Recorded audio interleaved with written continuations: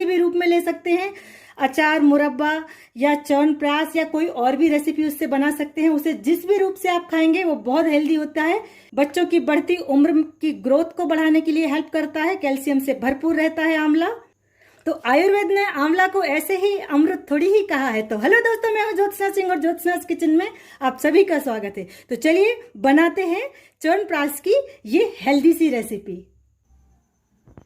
च्यवनप्राश बनाने के लिए 1 केजी आंवला हमने लिया है। ये बिल्कुल फ्रेश आंवला है और ये आंवला आपका फ्रेश होना चाहिए, कहीं से भी खराब नहीं होना चाहिए। ये जो आपको रेडनेस दिख रही है, येलो दिख रहा है, ये खराब नहीं है। ये पेड़ पे लगे हुए ही इनका कलर इस तरीके से हो जाता है। तो ये बिल्कुल फ्रेश आंवले हमने लिए हैं क्योंकि हमें इसका च्यवनप्राश बनाना है। तो इसके लिए आंवला एकदम अच्छा होना चाहिए, क्वालिटी उसकी अच्छी होनी चाहिए, कहीं से खराब नहीं होना चाहिए। अभी हम इनको क्या करेंगे, एक प्रेशर कुकर में डाल के और 2 सीटी आने तक इनको हम अच्छे से बॉईल कर लेंगे और उसके बाद हम इसका एक पेस्ट बनाएंगे। सभी आंवला को हमने इसमें डाल लिया है प्रेशर कुकर में और पानी, अब हम इसे बॉईल करने रख देंगे और 2 सीटी आने के बाद हम इसे निकालेंगे। जब तक आंवला पकेंगे तब तक हम इसके ड्राई इंग्रेडिएंट्स देख लेते हैं हमने इसमें क्या क्या डाला है।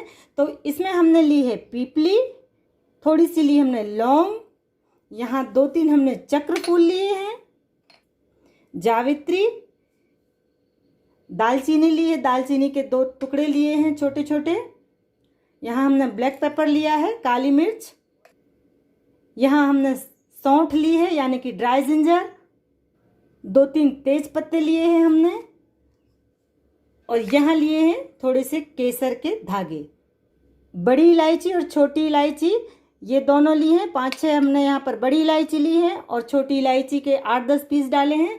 तो ये सारे इंग्रेडिएंट्स आप थोड़े कम या ज़्यादा कर सकते हैं, थोड़ी थोड़ी मात्रा सभी की हमने ली है इधर पे। इसी के साथ हम लेंगे, यहाँ हमने लिए हैं छुहारा यानी कि डेट्स, 100 ग्राम के करीब हमने इनको लिया है और हमने पानी में भिगो कर रख दिया है। उसी के साथ 100 ग्राम ही हमने लिए हैं बादाम, इनको भी हमने भिगो लिया है। साथ में हमने लिए हैं किशमिश। तो इन सारे इंग्रेडिएंट्स को हमने रात में ही भिगो कर रख दिया था ताकि ये बहुत अच्छी तरीके से भीग जाए। आमतौर पर बच्चे बड़े कभी कभी नहीं खाते हैं ड्राई फ्रूट्स, तो ये बहुत अच्छा ऑप्शन है। इन सभी को अच्छे से हमें भिगो लेना है ताकि हम जब इसका पेस्ट बनाएं तो एकदम फाइन पेस्ट बन के तैयार हो और च्यवनप्राश में बहुत ज़्यादा ये रिचनेस देगा हमें। इसी के साथ 1 केजी हमने आंवला लिया है तो आधा केजी हमने यहाँ पर गुड़ यानी कि जैगरी लिया है। गुड़ की मात्रा आप कम या ज़्यादा कर सकते हैं, किस तरीके का आप लोग पसंद करते हैं उस हिसाब से डालिएगा। थोड़ी सी हमने यहाँ पर तुलसी की पत्तियाँ ली हैं, 1 बोल हमने शहद लिया है यानी कि हनी और 1 बोल ही हमने लिया है गाय का देसी घी। इसकी जगह आप भैंस वाला भी यूज कर सकते हैं। अगर आपको गाय का मिल जाए तो ये बहुत ही अच्छा होएगा। तो इसके इंग्रेडिएंट्स कुछ ज़्यादा हैं क्योंकि च्यवनप्राश है, इसमें आयुर्वेद के हिसाब से देखें तो उसमें 40 से 50 तक इंग्रेडिएंट्स पड़ते हैं, पर वो सारे हमें मिल नहीं पाते हैं। तो हम किस तरीके से घर में बना सकते हैं मैं वो तरीका आपको बता रही हूँ। चलिए अब आगे का प्रोसीजर शुरू करते हैं। सारे इंग्रेडिएंट्स का हम एक पाउडर बना लेंगे। तो सबसे पहले लौंग, ब्लैक पेपर, इसी के साथ पीपली, इसी के साथ हमने लिया है कार्डमम यानी कि इलायची, चक्रफूल, जावित्री, सौंठ, दालचीनी, इसी के साथ डाल देंगे तेज पत्ता। ये जितने भी हमारे जो स्पाइसेस हैं ना, इनमें अपनी अपनी कुछ प्रॉपर्टीज होती हैं। हर मसाले में कुछ ना कुछ गुण अवश्य रहता है। च्यवनप्राश में बहुत सारे इंग्रेडिएंट्स पड़ते हैं तो इसलिए जितना भी आपको अगर कुछ एक्स्ट्रा भी कुछ डालना है तो आप डाल सकते हैं। कुछ आप ड्राई फ्रूट्स डालना चाहते हैं या कुछ और स्पाइसेस डालना चाहते हैं तो आप जरूर डाल सकते हैं। कुछ में आप जो भी डालेंगे आपको चलेगा। ये सारे मसाले और सारे ड्राई फ्रूट्स मिलकर ही च्यवनप्राश को बहुत रिचनेस देते हैं, बहुत ज़्यादा गुणकारी बनाता है। तो चलिए अब हम इन सारे मसालों का एक पाउडर बना लेते हैं। सॉरी, 2 इंग्रेडिएंट्स मैं भूल गई थी, सौंफ और जीरा। 2 चम्मच के करीब हम इसमें सौंफ डाल देंगे, 1 चम्मच जीरा। तो इन सब का हम एक फाइन पाउडर बना लेंगे और केसर को हमने बचा लिया है, इसे अब हम बाद में डालेंगे। तो ये देखिए सारे मसालों का हमने एक पाउडर बना लिया है और बहुत अच्छी खुशबू आ रही है। ईश्वर ने हमें गॉड गिफ्ट दिया है इंडिया को, जो इतने अच्छे अच्छे स्पाइसेस हमें दिए हैं।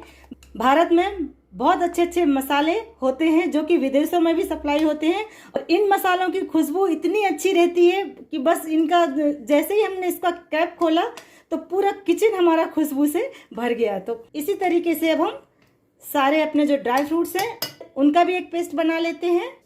तो इसके लिए हमने बड़ा वाला जार लिया है, तो इसमें हम डाल देंगे छुहारा यानी कि डेट्स। नेक्स्ट डाल देंगे हम बादाम। अब इतनी अच्छी अच्छी चीज़ें जब हम डालते हैं, खाते हैं च्यवनप्राश में, तो आप सपोज कर सकते हैं उसका गुण कितना बढ़ जाता है और ये कितना हेल्पफुल होता है हमारी बॉडी की इम्यूनिटी बढ़ाने के लिए। आप इसमें कुछ और भी नट्स डालना चाहते हैं तो वो भी आप डाल सकते हैं। तो इन तीनों चीज़ों को डाल दिया हमने। इसी के साथ हम इसमें डाल देंगे तुलसी के पत्ते। तुलसी के पत्ते, इसकी चाय बनाकर आप पियेंगे तो ये भी कफ में बहुत आराम देता है, कोल्ड से बचाता है।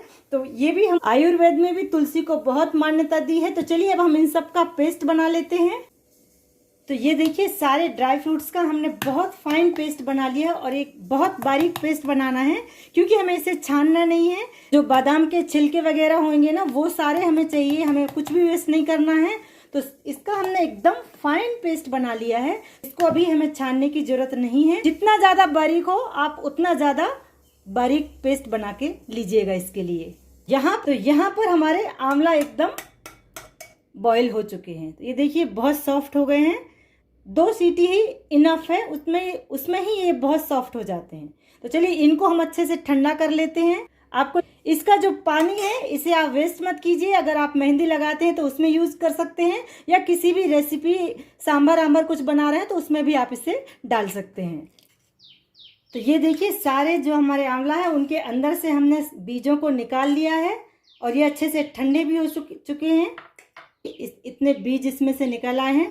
तो अब हम इनका अच्छा एक पेस्ट बना लेते हैं। तो देखिए सारे आंवले का हमने कितना एक फाइन पेस्ट बना लिया है। थोड़े से पानी की जरूरत पड़ी थी, तो जिसमें हमने इसे बॉईल किया था, जो पानी निकला था उसी को हमने इसमें डाला है, पर बिल्कुल थोड़ा ही डाला है। सारे आंवले का हम एक पेस्ट बना लेते हैं और फिर उसके बाद हम इसे छन्नी से छान लेंगे। तो एक स्ट्रेनर में हम इस पेस्ट को डाल के और इसको हम अच्छे से छान लेंगे। हमें केवल आंवले के पेस्ट को ही छानना है, बाकी जो हमने ड्राई नट्स लिए हैं या जो भी हमने मसाले लिए हैं उनको हमें छानना नहीं है। उन लोगों को ही इस तरीके से, ताकि इसमें कहीं कुछ रेसे वगैरह अगर हो तो उन सबको हम इसमें से निकाल सकें। तो सारे आंवलों को हमने अच्छे से छान लिया है, और इसमें देखिए इतने रेसे जो निकले हैं इनको अब हम हटा देंगे। आप देखिए इतना हमें इसका पेस्ट मिल पाया है, ये अच्छे से छन चुका है, छान दिया है हमने इसको। तो चलिए अब हम नेक्स्ट प्रोसीजर शुरू करते हैं। च्यवनप्राश को पकाने के लिए हमने इधर पर एक पैन रख लिया है। अगर आपके पास हो सके तो लोहे की कढ़ाई यानी कि आयरन की जो कढ़ाई होती है उसमें अगर आप च्यवनप्राश बनाएंगे तो बहुत ही अच्छा रहता है। उसमें से हमें आयरन भी मिलता है, पकाते हुए उससे आयरन निकलता वो लेकिन मैं इसे इसी पैन में बना रही हूँ। तो चलिए सबसे पहले हम इसमें डाल देते हैं घी। तो यहाँ हमने घी को डाल दिया है और इसे हम हल्का सा गर्म करेंगे, और इसके बाद हम इसमें डाल देंगे आंवले का पेस्ट। सारा पेस्ट हमें इसमें डाल देना है और इसे अच्छे से मिक्स कर लेंगे।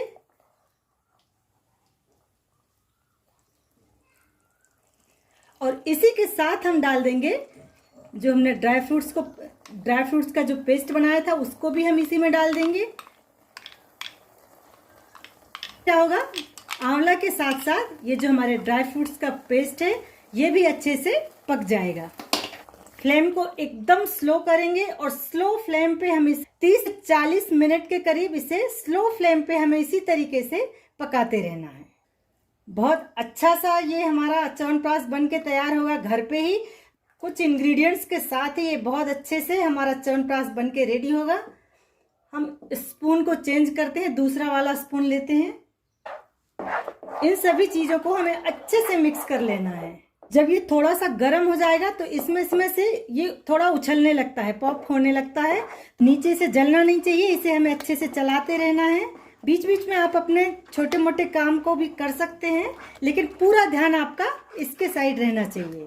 ये जैसे ही गर्म होता है एकदम से उछलता है तो फेस पे भी इसके छींटे पड़ सकते हैं, तो आप इसे केयरफुली कीजिए थोड़ा काम। ये बहुत पॉप करता है, इसको बीच बीच में इस तरीके से ढक देना है। इसे हमने बीच बीच में चलाते हुए और इसे पका लिया। अभी आप देख पा रहे होंगे इसे अब हम जब चला रहे हैं ना तो एक हलवे के जैसे एक जगह इकट्ठा हो जा रहा है। स्पून को ऐसे चलाते तो एक जगह इकट्ठा हो जाता है।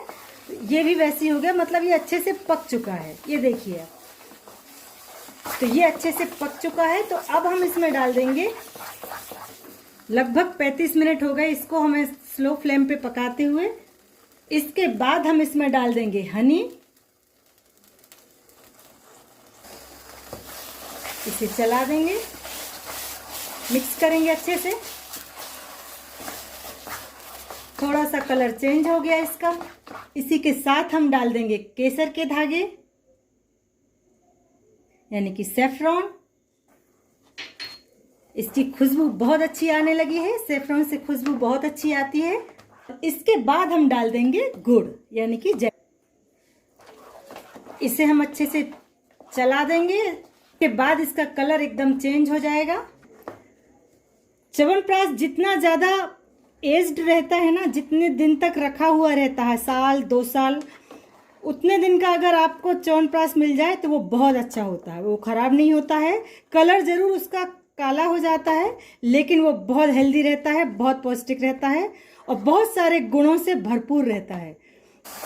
तो ये देखिए कितना शाइनी हो गया है, इसमें बहुत अच्छी सी चमक आ गई है और ये गुड़ जो है सारा अच्छे से मेल्ट हो चुका है, एकदम हलवे के जैसे दिख रहा है। इस तरीके से अगर हम देखेंगे तो हलवे के जैसे दिख रहा है। तो अब हम इसमें डाल देंगे जो हमारे मसाले थे, ड्राई मसाले, उन सबको हम इसमें डाल देंगे और इससे जो फ्लेवर बनेगा ना, मज़ा ही आने वाला है। बहुत अच्छी खुशबू आने लगी है और अब हम इसे अच्छे से मिक्स कर देंगे। अब देखिए पूरा कलर इसका चेंज हो जाएगा। ये देखिए, लगभग 4-5 महीने के बाद इसका कलर और भी ज़्यादा डार्क हो जाता है। जितने दिन हम इसको रखते हैं कलर तो डार्क हो जाता है, पर ये बहुत पौष्टिक रहता है और आपकी इम्यूनिटी को बूस्ट करता है और बहुत सारे गुणों से भरपूर है। इस सारे मसाले इसमें अच्छे से मिक्स हो चुके हैं, अपनी खुशबू छोड़ रहे हैं। पूरा किचन हमारा खुशबू से भर गया है और ये देखिए देखने में कितना अच्छा लग रहा है, एकदम हलवे के जैसे दिख रहा है। और इसमें शाइनिंग देखिए आप कितनी आ रही है, बहुत शाइन कर रहा है ये। इसमें थोड़ा सा गुड़ हमें कम लगा, स्वीटनेस थोड़ा कम था, तो हमने थोड़ा सा गुड़ इसमें और डाल दिया है। तो आप भी अगर आपको गुड़ की मात्रा कम ज़्यादा करना है तो ज़रूर कर सकते हैं आप। 5 मिनट और हम इसे इसी तरीके से चलाएंगे और हमारा च्यवनप्राश जो है बनकर एकदम रेडी हो जाएगा। तो देखिए कितनी आसान विधि है, थोड़े से इंग्रेडिएंट्स ही हैं उसमें ज़्यादा। हम इतनी हेल्दी चीज़ बना रहे हैं बच्चों के लिए, बड़ों के लिए, अपने बुजुर्गों के लिए, तो थोड़ी सी मेहनत करना तो बनता ही है। पर जो इसको बनाने के बाद जो खुशी मिलेगी, जब आप बच्चे को इसे देंगे, अपने बड़े बुजुर्गों को देंगे, तो अपने हाथों से बनाई हुई चीज़ को अगर आप अपनों तक पहुंचाएंगे तो आपको बहुत खुशी होगी। इसकी कंसिस्टेंसी देखिए इस तरीके से है, एकदम हलवे के जैसे है और बहुत शाइन कर रहा है ये। लगभग इसे हमने पकाने के लिए टाइम जो दिया है 40 मिनट्स के करीब, 40 से 45 मिनट के करीब हमने टोटल इसको टाइम दिया है पकने के लिए। तो पेशेंस रखिए और पेशेंस के साथ ही बनाइए। इसमें टाइम थोड़ा ज़्यादा लगता है, लेकिन रेसिपी बहुत हेल्दी बन के तैयार होगी। तो ये च्यवनप्राश हमारा बन के तैयार हो गया है, ठंडा हो गया। तो चलिए अब हम इसको भरकर रख लेते हैं। जार हमारा धुला हुआ, सूखा और एकदम ड्राई है। ठंडा होने के बाद ही आप इसमें भरिएगा। हमारा जो जार है एकदम फुल भर गया, और भी बच गया है तो हम उसे दूसरे जार में रख लेंगे। मैंने भर के रख लिया है ये जार, और बहुत सारा बचा था, मैंने एक बोल में भी रखा है। तो इसकी शाइनिंग देखिए आप इस तरीके से दिख रही है। और इसे आप जितने दिन तक रखेंगे, 2-3 महीनों के बाद ये और ज़्यादा इसका कलर डार्क हो जाएगा। अभी ये थोड़ा सा रेडिश दिख रहा है, इसके बाद ये थोड़ा सा ब्लैक हो जाएगा। जितना ज़्यादा पुराना होगा कलर इसका उतना ही डार्क होगा पर बहुत हेल्दी रहेगा। अगर बच्चे इसे खाने में कतराते हैं तो आप इसको दूध में डालकर इस तरीके से दीजिए। दूध में हल्का गुनगुना सा दूध लीजिए और इस तरीके से आप उसमें मिक्स कीजिए। इस तरीके से बच्चों को देंगे या बड़ों को भी देंगे तो उनको पीने में इंटरेस्ट भी आएगा और उनको सारी चीज़ें, सारी प्रॉपर्टीज़ मिल जाएंगी, आयरन, कैल्शियम और जो भी हमने स्पाइसेस डाले हैं उन सब के गुण, जो भी ड्राई नट्स डाले हैं वो सारी चीज़ें मिलेंगी। आप घर में ही इतने ईजी वे में आप घर में च्यवनप्राश बना सकते हैं। तो मैंने तो बना लिया च्यवनप्राश, अब आपकी बारी है। आप कब बना रहे हैं कमेंट्स करके ज़रूर बताइए। और अगर मेरी रेसिपी पसंद आई हो तो इसे लाइक, शेयर और कमेंट्स जरूर कीजिए। और हाँ, अगर आप नए हैं तो सब्सक्राइब करना बिल्कुल ना भूलें। तो तब तक के लिए एंजॉय।